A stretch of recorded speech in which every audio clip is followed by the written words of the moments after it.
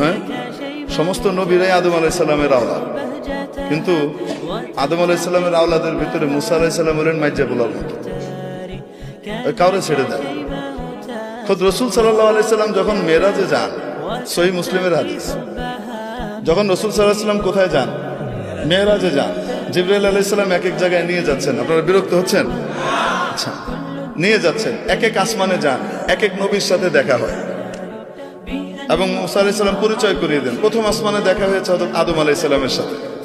রাসূলুল্লাহ সাল্লাল্লাহু আলাইহি সাল্লামকে পরিচয় করিয়ে দিচ্ছেন জিবরাইল আলাইহিস সালাম, হাদা আবুকা আদম, ইনি আপনার আব্বা আদম আলাইহিস সালাম, ফাসাল্লিম আলাইহি, ওনাকে সালাম দেন। এটা প্রটোকল। তো হযরত আদম আলাইহিস সালামকে কি করতেছে? সালাম দিয়েছেন রাসূল সাল্লাল্লাহু আলাইহি সাল্লাম।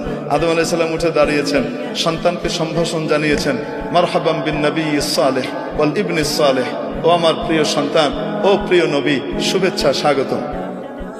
দ্বিতীয় আসমানে গেলেন, ওখানে আরেক নবীর সাথে সাক্ষাৎ। বলছেন আপনি সালাম দেন, আপনার ভাই অমুক।